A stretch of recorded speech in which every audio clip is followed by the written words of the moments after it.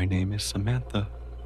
I'm 20 years old, and I work the night shift at a Walmart in a small town called Jackson, Alabama.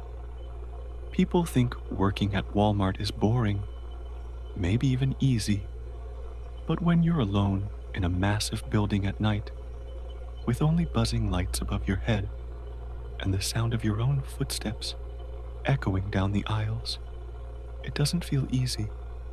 It feels like you're trapped in a maze where anything could be hiding around the corner. That particular night, my shift was 10 p.m. to 7 a.m. I didn't mind the nights at first. The store was practically empty, which meant no customers to annoy me, just quiet stocking and folding. But the silence can get to you.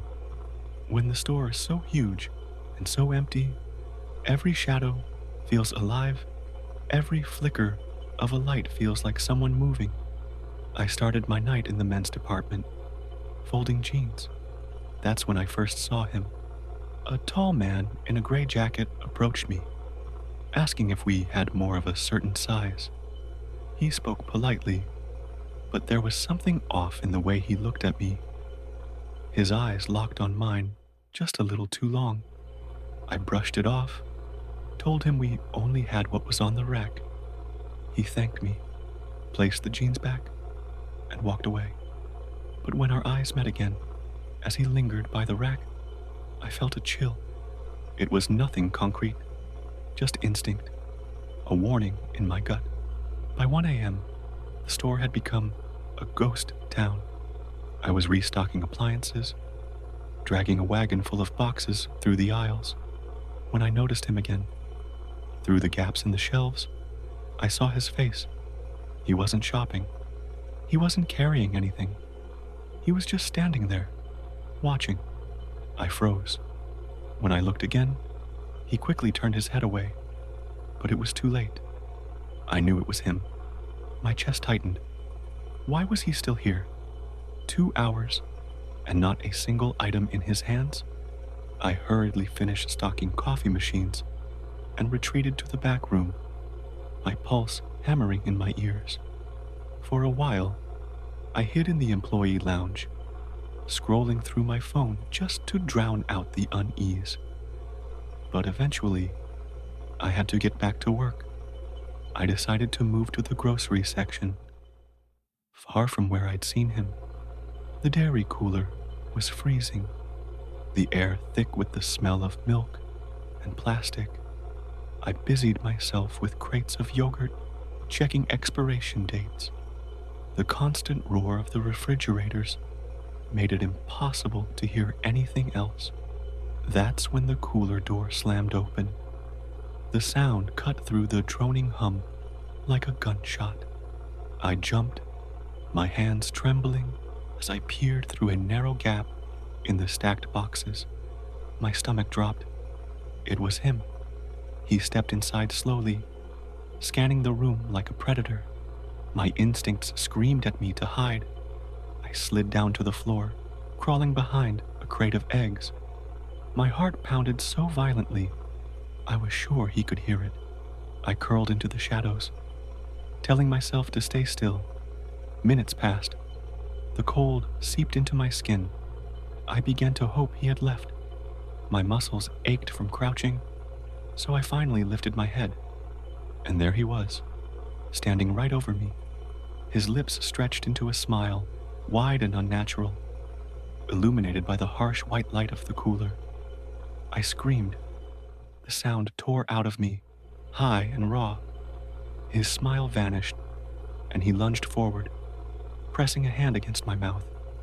The stench of his skin, sweat, dirt, filled my nose. Panic surged through me. I shoved the egg crate into him, the cardboard collapsing, yolks splattering across his jacket and dripping onto the floor. He recoiled, glancing down at the mess, and that second of distraction saved me. I bolted, sprinting through the aisles, my breath coming in ragged gasps. I found another worker, Bob. His name tag glinted under the fluorescent lights. I grabbed his arm, shaking, telling him someone was after me. Before Bob could even react, the man appeared again, but now his demeanor had changed. He looked calm, collected, almost smug. "I'm from corporate," he said smoothly, "just making sure everything's running properly."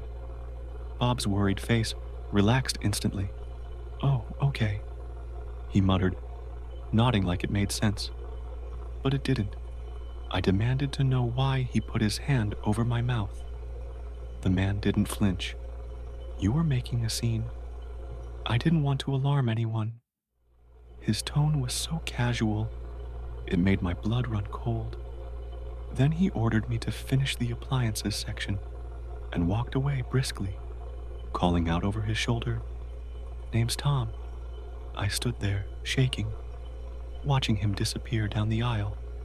The next morning, I went straight to my manager, Margaret. I told her everything: the stalking, the cooler, the lie about being from corporate. She looked at me with wide eyes and said flatly, "That's impossible. No one from corporate was scheduled to visit last night." She checked the system. No one named Tom worked there. No visits were logged. Then she pulled up the cameras. My stomach twisted as I watched the footage.